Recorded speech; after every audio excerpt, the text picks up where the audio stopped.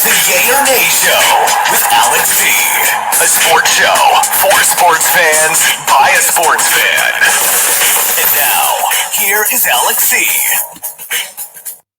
Okay, here we go. It is the Yay or Nay Show. This is the sports show for sports fans by a sports fan. Lot of stuff to get into today. Let's start here. Last night, game, Patriots, Bills, first place, up for grabs. We talked about this game, but one of the things we didn't talk about yesterday, and it was probably a big mistake in regards to not discussing it, was going to be the weather. The weather obviously was a big factor last night. However, you have those that say, yay, the weather affected the outcome of the game. You have others that say, nay, the weather had nothing to do with the outcome of the game. Let's break that down just a little bit in regards to whether the weather actually did or did not have something to do with the outcome of the game. Number one, they're both cold weather teams. New England, snows, rains, just like it does in Buffalo. Both teams acclimated to playing in that kind of weather. Advantage goes to Buffalo, their home field, and they have a veteran quarterback. And on the other side, not the home field for the New England Patriots, and they have a rookie quarterback.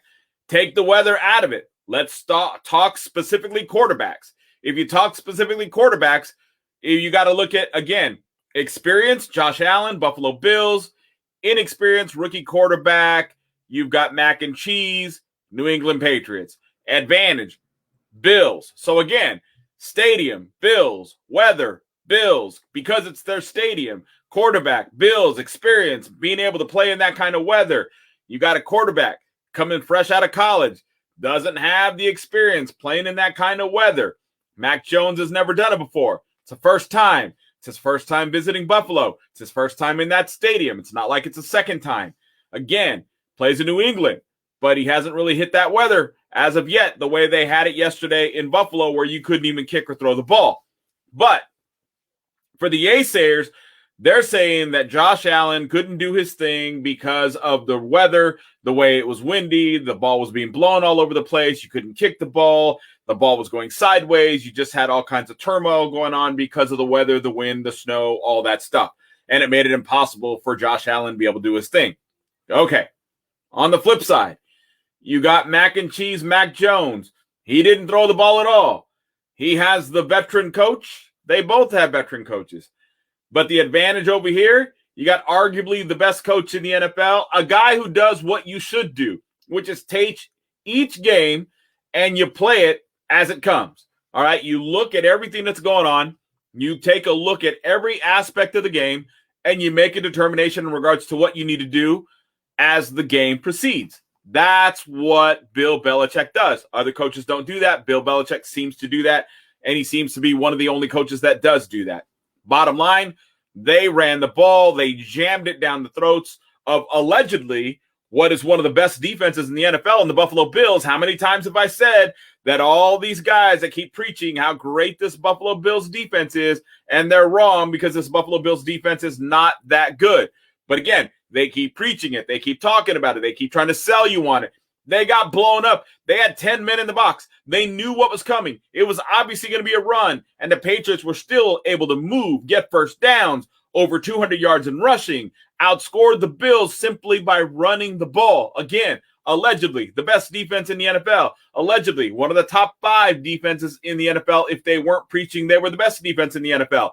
And yet they got the ball rammed down their throat, 10 men in the box, and they still got blown apart, and it was strictly a run game. Only 3 passes attempted on the part of the New England Patriots. Patriots win. Well, how did this conversation that we're having right now start? It started with people saying that the weather is what determined the outcome of the game. Now, I don't know about the fan side of it. I haven't necessarily heard any fans say that that was the case.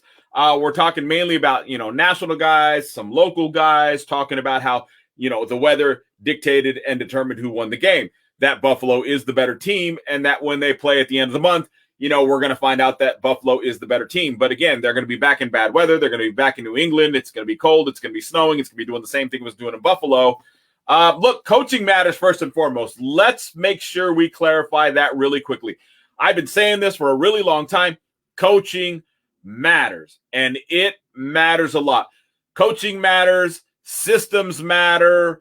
It all matters. And it all adds up to what ends up being the final result on that scoreboard.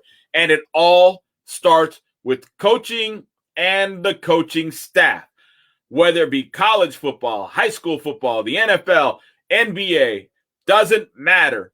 Coaching matters. It makes a big, big difference in regards to how good your team is going to be. They're the ones who set the tone. They're the ones who put the game plans in place for each and every game. So it matters, and it matters a lot. But again, this conversation started with people complaining that Buffalo didn't get a chance to play their game. But here's the thing. You got, again, nay people that are saying no, weather didn't affect it. You got yay people saying yes, the weather affected it. They both played in the exact same weather. It's not like it was snowy and windy on one side of the field and not on the other. It's not like the weather was only out there affecting one team, but it wasn't affecting the other when they were out on offense. They both played in the exact same weather. So then it comes down to coaching. Now, there was a remark made that Bill Belichick made the smart move and they rammed it down, the Bills' throats. And I guess the Bills coach got a little upset saying, don't give all the credit to Bill Belichick. It's about opportunities and what you do with opportunities. Yeah, but those opportunities can be either made good or made bad by coaching decisions. You chose to try and throw the ball continuously and act as if it was a regular game, and that was bad coaching, bad decision-making. Bill Belichick didn't make those bad choices and bad decisions. You got out-coached. You could talk about Bill Belichick and don't give him the credit all you want to, but at the end of the day, you got out-coached. I don't know where the Buffalo Bills coach gets the idea that he didn't get out-coached, because he got out-coached and they got outplayed. Because again, 10 men in the box, and they were still able to ram the run game right down your throat. Now, there was also a question mark in regards to a couple of the defenders were asked by the media, are you embarrassed by the fact that the Patriots were able to ram it down your throat? Now, a lot of people on the national media side, to me, I didn't hear anybody really complaining. Some were just making fun. Some thought it was interesting. Some thought it wasn't necessarily a word they would use in regards to saying, were you embarrassed? But again, it's a fair question to ask. And I would agree. It's a fair question to ask. Colin Cowherd didn't think it was a fair question to ask. He tried to give this journalism class talking about that's not what you do. Wrong. Everybody, first and foremost, if you're a reporter, should be going for a hot take. And secondly, you should ask them if they're embarrassed, because they should be embarrassed, because they got the ball rammed down their throat and they had 10 men in the box and they knew what was coming. The New England Patriots were a one-dimensional team and they got blown up. They should be embarrassed. So why not ask them if they're embarrassed? Because it's a very valid, very fair question. Again, because you knew what was coming. You knew what was on the way. You had 10 men in the box and they were able to ram it down your throat at will. So it is a very, very fair and a very legitimate question. Are you embarrassed? Because I'm telling the Buffalo Bills defense right now, you should be embarrassed by what happened. You didn't just get outplayed. You didn't just get outsmarted. You really got neither one, because you knew what was coming. You had 10 men in the box and you weren't able to stop it. And you guys keep boasting and bragging about how you're one of the best defenses in the NFL. And yet you continue week after week after week after week to look weak, because you are weak. But you talk all this smack as if you're one of the best teams in the NFL, and you can't stop anybody. And you're losing to Jacksonville. And you just got blown up with 10 men in the box in a run game that was one-dimensional by the New England Patriots. You should be embarrassed. You should quit running your mouths. You should quit talking about how good you are. You should take a big look in the mirror, and you should figure it out. You're not that good. And you're not much better than the Jacksonville defense, based on everything I've seen in Buffalo Bill football so far this year. So yes, Buffalo Bills, whether you're offended by the question or not, it's irrelevant. What is relevant is you should be ashamed. You should be embarrassed. And you just got embarrassed, and you just got put to shame by the New England Patriots. That was a pathetic display of defense by the Buffalo Bills. And again, and a lot of these national media guys keep running their mouths talking about how the Buffalo Bills are one of the best defenses in the NFL. and they can't stop anybody, and they continue to get blown up by everybody. They should be embarrassed. There's no way around it. Simple as 1, 2, 3. So that's all I really have to say about that game other than final result, Patriots 14, Buffalo Bills 10. Yes, Buffalo's defense, you are, in my opinion, one of the middle-of-the-road defenses. I'm not going to say you're pathetic. I'm not going to say you're below average, but you're definitely nowhere near being above average, and you're definitely middle of the road. You couldn't even stop a one-dimensional rookie quarterback team with 10 men in the box. Yeah, that shows how good you're actually not. Okay, let's switch gears really quickly. Let's flip over to the NBA. We talk a lot of NFL. I don't really like to do that, only because, again, NBA is going on, a lot of great games, a lot of great teams, a lot of great things happening. I don't want to neglect the NBA. So let's talk about the power rankings. They just came out. A new list was put out by the Four Letter Network. Let's talk about their list. On the bottom of the list is a team that I've seen play some pretty good games, actually. Even though they were losing a lot of games, I've seen them play a lot of good games. Detroit Pistons coming in at number 30. But again, they compete. They play well. They're kind of a surprise, in my opinion. Detroit Pistons, again, coming in at number 30. Coming in at number 29, you have the Oklahoma City Thunder. Coming in at number 28, the Orlando Magic. I don't see anything wrong with this list so far. Number 27, you have the New Orleans Pelicans. Coming in at number 26, you have the Houston Rockets. Another team, plays good, plays well, just can't seem to finish the games they play well. Pelicans suffering for a lot of reasons, injuries, and so forth. Orlando, they're just not good. That's just the way that is. That's not going to change anytime soon. Sacramento Kings, they're just not that good, but they're not as bad as I thought they were going to be. I thought they were going to be more like Detroit, in all honesty. But Sacramento, again, coming in at number 25. Also coming in at number 24, we have the Indiana Pacers, another team that plays well. They're just not able to finish, but they do play well. They compete hard, just not able to finish. This was described as one of the worst teams in the NBA. Record-wise, they're not, but they are ranked number 23. It's the San Antonio Spurs. I don't see them really jumping into the top 20 or anything like that. And I'm kind of surprised they're at number 23. Again, they were originally slated to be one of the worst teams in the NBA, but right now they're in the number 23 position. Coming in at number 22, the Toronto Raptors, how they have fallen since they won an NBA title. Coming in at number 21, you got the Portland Trail Blazers. At number 20, you have the New York Knicks, another team that plays hard, plays better as of late. Looking up, I think they're on an upward tick, an upward swing, but they're just not able to finish some games. But they are going to, I think, get better. They are going to improve. Don't be surprised if you see the New York Knicks move up in the upcoming rankings. Again, they're coming in at number 20 right now. You have the Minnesota Timberwolves coming in at number 19.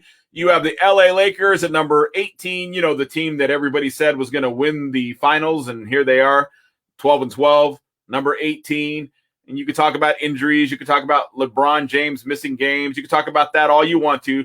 Bunch of old guys not going to be able to stay healthy. That's what I said at the beginning of the season. They're not going to be able to stay healthy. They're not going to be able to run up and down the court because they're too old. They don't have the legs. They've never done it before. They're not a bunch of scorers. Supposedly they're defenders, but they're not able to defend because of their age. It's just not going to work, folks. The experiment that is the Los Angeles Lakers, I'm surprised they're even doing this good, to be honest. Even though I did say they'd end up in somewhere between the 4 and the 7 position as far as the playoffs go in the Western Conference. The way they started out, I honestly thought that I was completely wrong and they were just going to fall to the bottom. So the fact that they're doing this well at least makes me feel a little bit better that maybe I was right about them falling in that 4 to 7 position somewhere in regards to the Western Conference playoffs. But I also wouldn't be surprised if this thing goes south because, again, they are a Dr. Jekyll and Mr. Hyde team. They've got a lot of problems, personality-wise, health-wise. I don't think the coach is able to put this together. Too many egos. I don't see the Lakers going anywhere. Number 17, you got the Denver Nuggets. I thought they'd be higher. They're having a rough start to their season. They look like they're getting better. They have had some injuries, however. But again, I did think they'd be a lot better off at this point in the season. But thus far right now, they're in the number 17 position. Number 16, you got the LA Clippers. Cleveland Cavaliers. Again, a team that I told you just a few weeks ago is better than everybody thought. They're not the stepping stone they used to be. They're getting better. Their lineup looks better. They compete hard, and they're winning games that they shouldn't even be winning against teams that they shouldn't be beating. They're competing against teams that they shouldn't be able to compete with. Cleveland Cavaliers are on the uptick. I would not be surprised if these guys make top 10 sometime soon. Again, I'm very impressed with what I've seen from the Cleveland Cavaliers so far. Number 14, you got the Dallas Mavericks. Number 13, Charlotte Hornets, another team looking good. They are a strong team. They play well. They get big leads. For some reason, they seem to be blowing the leads that they get. They've got to figure it out. They got to figure out why they're losing these leads. I watch a lot of games, and I've seen them have big leads, and I turn away from the game, go to watch something else. The next thing I know, I come back in the fourth quarter, and they're either struggling, tied, or they're already losing. I don't get it. Again, because with some of the leads that I've seen, Charlotte should be well and far above the record that they currently have right now at 14-11. But again, in the power rankings, coming in at number 13. Number 12, the Atlanta Hawks, another team that seems to be struggling. Not sure what it is, but they're definitely having some issues. Maybe it's just not time. Maybe they're still burnt out from last year. I don't know. Bottom line is Hawks struggling at 500 ball, coming in at number 12. Number 11, Boston Celtics.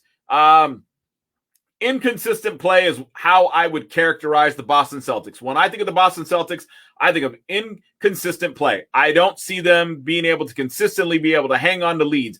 This is a team also that seems to get leads and they lose the leads and they're not able to bounce back into the games once they lose the lead. It's like they just lose momentum, and once their momentum is lost, the team's broken. So if you want to beat the Boston Celtics, just take the lead away in the second half, and Boston doesn't seem to have the legs, the will, or the ability to be able to bounce back. And I'm not sure why, but it's something that I have seen so far in this early season. Number 10, Memphis Grizzlies. Number 9, and I am surprised, Philadelphia 76ers. Coming in at number 8, Washington Wizards. Another surprise. I thought they'd be a middle-of-the-road team doing much better, ranked number 8. Miami Heat. You know, they're a team that they're sporadic. They go back and forth in regards to winning and losing.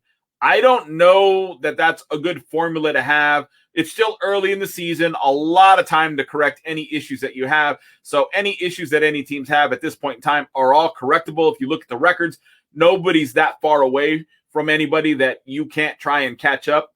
So, you know, it's not too late for anybody at this point in time. But Miami is very inconsistent, too streaky for me. Utah Jazz, they are Utah, still doing it like they did it last year, coming in at number 6 with a record of 16-7. Milwaukee Bucks, 15-9, coming in ranked number 5. Number 4 ranked, you got the Chicago Bulls, another team that was predicted to be in the top 3, so they're pretty much right on time with where they're supposed to be. But again, it's early in the season. Things obviously will and can change. But the Chicago Bulls coming in at number 4 with a 16-8 record. Brooklyn Nets coming in at number 3 at 16-7.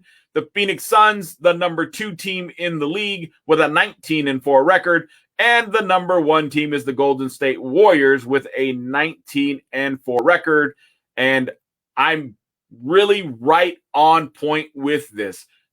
Golden State number 1, Phoenix number 2, Brooklyn number 3, Chicago number 4, Milwaukee number 5, Utah number 6. I think the top 6 are right on the money. After that, I could make a lot of different variations in regards to what they have in regards to this particular list. But the top 6, I think, are right on point. I would not argue with the top 6 at all. All right, now, NFL Power Rankings. Let's do the NFL Power Rankings. We'll go all the way to the bottom here, and we'll start with number 32. And let's see if that's changed from last week, because last week it was Detroit. Remember, they still had no wins, and Detroit came in at number 32. So let's see how it works out for them this week after they got their first win, and a dramatic win at that, of the season. So starting off, wait a second, hold on here, making sure I'm in the right spot. I might not be. Hang on, I apologize. I'm just looking at what's going on. This can't be the right one. This can't be the right one. What's going on here?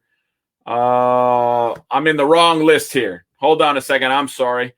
I'm in the wrong list, I'm looking at the list of healthiest teams, and I'm like, although that's another good list to have, but that's not the list that I'm looking for. So hang on, give me a second. I'm still scrolling. My fault. I don't know what happened. Maybe I hit the wrong button here. But as far as teams, we are again talking about the power rankings for the NFL teams. And last week we started off with the bottom of the list being Detroit. This week, the new number 32 team is the Houston Texans. So Houston Texans kicking off the list at number 32 with a 2-10 record. And then at number 31, also with a 2-10 record, is Jacksonville. Again, still playing hard. I still believe in their coach. I don't believe Jacksonville needs to make a change there. They got a lot of work to do in the offseason, mainly drafting, free agency. They got some moves to make. I believe they got some salary cap room as well. Jacksonville, if they make the right moves, because of the coach, because I believe in their coach, I think can make some strides next season. Coming in at number 30, this is where now the Detroit Lions find themselves after their first victory. They jump from number 32 to number 30. All right, now moving into number 29, and I don't know why the Jets would be above Detroit. I don't believe that's correct, but that's where they got them. The Jets coming in at number 29 with a 3-9 record. Chicago Bears come in at number 28 after a disappointing loss to the Arizona Cardinals. They come in at number 28. The New York Giants, another team that I'd probably have a little lower than this, absolutely without a doubt. This is arguably one of the worst teams in the NFL. New York Giants coming in at number 27 with a 4-8 record. Carolina Panthers, a team that I thought would be a lot higher than what they are now, doing much better with Cam Newton at the helm, but it hasn't worked out as of yet. Number 26, Carolina Panthers with a 5-7 record. Seattle Seahawks, after a big win over the San Francisco 49ers last week, with a 4-8 record, coming in at number 25. Number 24, Atlanta Falcons, losing to the Tampa Bay Buccaneers last week, I believe it was, with a 5-7 record. Coming in at number 24 is the Atlanta Falcons. Number 23, Minnesota Vikings. They're on a downward trend. I don't even think 23 is going to be where they stay because they're on a downward trend. They got another game against Pittsburgh on Thursday. Minnesota at 5-7, coming in at number 23. New Orleans Saints, a team that they got a lot of stuff to figure out. I don't know if the coach is all in anymore. I'm just saying, I'm putting it out there. I've been saying this for a while. I don't know that their coach is going to be there at the end of the season. I think he might be looking for a new opportunity. Coming in at number 22, it's the New Orleans Saints with a 5-7 record. Number 21, Philadelphia Eagles, Gardner Minshew. That's another conversation to have. Gardner Minshew, Jalen Hurts. Who should be the starting quarterback for the Philadelphia Eagles? Look, I'm going to spend a couple of moments on this really quickly, and then we'll move forward in regards to the remaining top 20. But I think that there is no question in my mind, in any way, shape, or form, Gardner Minshew should continue on as a starting quarterback for the Philadelphia Eagles. Yes, Jalen Hurts has made a lot of progress in regards to the season. Yes, he has gotten better. However, Gardner steps in, and in one game, that pass game is a pass game. They still ran. They still did the run game. But when they passed, they had completions. They were moving the ball. They put points on the board. Jalen hasn't been able to get it done like that. If Jalen can't get it done, and Gardner can jump in and fill his shoes within 1 week and put a bunch of points on the board because of him, not because of a run game, not because of cute coaching, because they were able to go ahead and say, Gardner, throw the ball, get me some results, and that's what Gardner did. Gardner should be the starting quarterback. Look, Gardner Minshew is a starting quarterback to begin with. I said this in yesterday's podcast. Gardner Minshew is a starting quarterback in the NFL. Yes, they have him as a backup. What a great backup to have. A guy who actually is a starting quarterback caliber quarterback. That's what you want. That's what you have. And in my opinion, Gardner Minshew is a better quarterback right now than Jalen Hurts. That's not to say that Jalen doesn't get the opportunity to win his job back, but he's got to work hard, practice hard, and show me in practice that you're ready to take over. But if you in practice can't show me that your skill set is better than Gardner Minshew's, I'm staying with the hot hand in Gardner Minshew. I'm going to let him perform on Sunday. I'm going to let that be his audition. And as long as he continues to play well and win, that's going to be the guy that I'm going to ride. You got to ride the winning hand. You got to go with the hot hand. The hot hand right now is Gardner Minshew. You keep Gardner Minshew in. You leave Jalen Hurts on the sideline. You let him sit there. You let him learn. You let him watch. Gardner's already had success. I didn't even agree with Gardner being moved from where he was to Philadelphia to begin with because he is a starting quarterback. He is. I get it. In Jacksonville, you had a quarterback. You brought him in. You want him to be the future of the brand. Great. I get it. I understand it. I would have still kept Gardner Minshew. I would have still kept him. And the reason why you had to get rid of him, the reason why Jacksonville had to get rid of him is because they didn't want to have to go through a war of quarterbacks as to who should be the starting quarterback. Why? Because everybody knows that Gardner Minshew is a starting quarterback in the NFL. So they moved off of him. They traded him away because they didn't want to have a quarterback competition, right? And because of that, the Philadelphia Eagles got a quality starting quarterback who's sitting behind Jalen Hurts, a quarterback who really should be in waiting. He's just not ready. Let's face it. Let's be honest. Let's be real. Jalen Hurts isn't ready. He does have the skill set. He can be a starting quarterback. He will be a starting quarterback, and he will be a successful starting quarterback. But he's not a successful starting quarterback right here, right now. Gardner Minshew is. Philadelphia needs to stay with a hot hand. They have a shot at winning the division. And you know, I heard Keyshawn Johnson today say that, well, you got to look at the quality of the team that Philadelphia just beat. Okay. But they didn't just beat them. They beat them handily. They beat a team that's of low caliber the way you should. Jalen Hurts was in last week against the New York Giants and couldn't even put points on the board against the New York Giants. The coaches put the ball in his hand. That was part of the mistake, actually, because, again, they're a run-first team, and they didn't run. They got away from the run, and they put the ball in Jalen Hurts' hand, and Jalen couldn't get it done. This week, it looks like they didn't get away from the run as much. They balanced it out a little better, but they still put it in Gardner Minshew's hands and told him to do it, and he got it done. That means you stay with Gardner Minshew. Once again, Keyshawn Johnson, as always, Keyshawn, I get it wrong. Johnson is getting it wrong. Jalen Hurts should not get his starting job back. He is not ready. He is not good enough. He is not. Here's the kicker. Listen up closely, Keyshawn. Learn something from me as we go along, Keyshawn. Jalen Hurts is not better than Gardner Minshew. No ifs, ands, or buts about it. Jalen Hurts is not better than Gardner Minshew. Gardner Minshew should be the starting quarterback for the Philadelphia Eagles. Simple as 1, 2, 3. All right, moving on to top 20. Denver Broncos coming in at number 20 with a 6-6 record. Cleveland Browns coming in at number 19 with a 6-6 record. Las Vegas Raiders coming in at number 18 with a 6-6 record. Really, they got to lay teams somewhere. Looks like all the 6-6 records are coming in.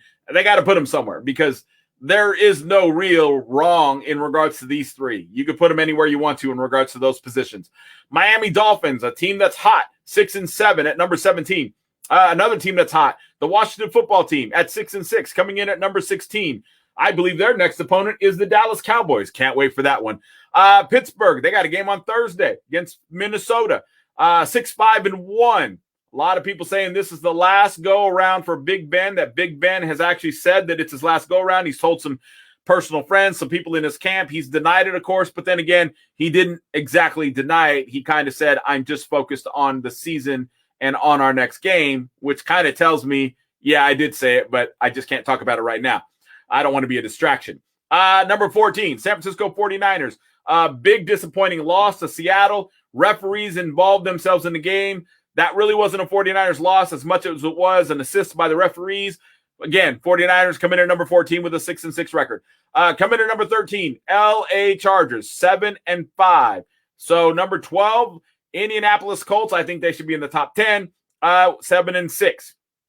I'll give you my top 4 in a minute, by the way. I pretty much can guarantee my top 4 is going to be different than their top 4. I pretty much can guarantee you that. Cincinnati, the Bengals coming in at 7-5, number 11 position. The number 10, Tennessee Titans coming in with an 8-4 record. It's amazing how well they're playing without Derrick Henry. Absolutely amazing. Number 9, the LA Rams coming in at an 8-4 record. Number 8, the Buffalo Bills with a 7-5 record. They shouldn't even be number 8. They're not that good. I get it. They got a 7-5 record. They beat a bunch of powder puffs. When they finally play real teams, they lose. They should be bounced out of the top 10. If you can't beat a team that is of playoff caliber, then you should not be in the top 10. And you shouldn't be above the LA Rams. Dallas Cowboys, 8-4, coming in at number 7. You have at number 6, the Baltimore Ravens at 8-4. Number 5, you have the Kansas City Chiefs at 8-4. At number 4, you have the New England Patriots at 9-4. Number 3, you have the Tampa Bay Buccaneers at 9-3. You have the Green Bay Packers at number 2 at 9-3. And you have the Arizona Cardinals at number 1. Okay, so my power 4, again, because I said college football gets it right. You got 4 power teams. You got a B category of teams trying to get in the power category. You got a C category of teams that's looking forward to next year, trying to figure out what moves they got to make, general manager, coaching, quarterback, whatever the case may be. My top 4. Number 1 and 2 on this list is fine. Arizona Cardinals and the Green Bay Packers, and you could reverse them if you want to, but they definitely deserve to be in the top 4. In the number 3 position would not be Tampa Bay, but I would, however, bump the New England Patriots up because now it's official. They are one of the best teams in the NFL. I would bump up the New England Patriots, so they would be in my number 3 spot.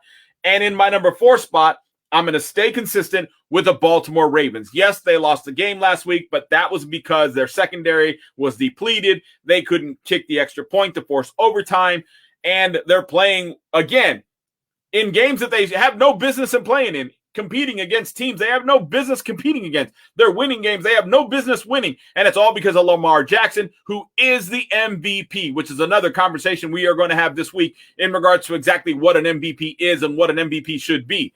And it's going to be different in regards to what I think an MVP is versus what the national media is going to tell you an MVP is. But Lamar Jackson is, at this moment, the MVP of the NFL. There is no doubt about it. It's not even close. So again, Baltimore will be in my top 4. New England Patriots will be in my top 4. Arizona Cardinals will be in my top 4. Green Bay Packers will be in my top 4. That is what my top 4 as of right now looks like, and it's been pretty consistent. All right, that's going to do it for me today. You guys have a great day. We'll talk again tomorrow.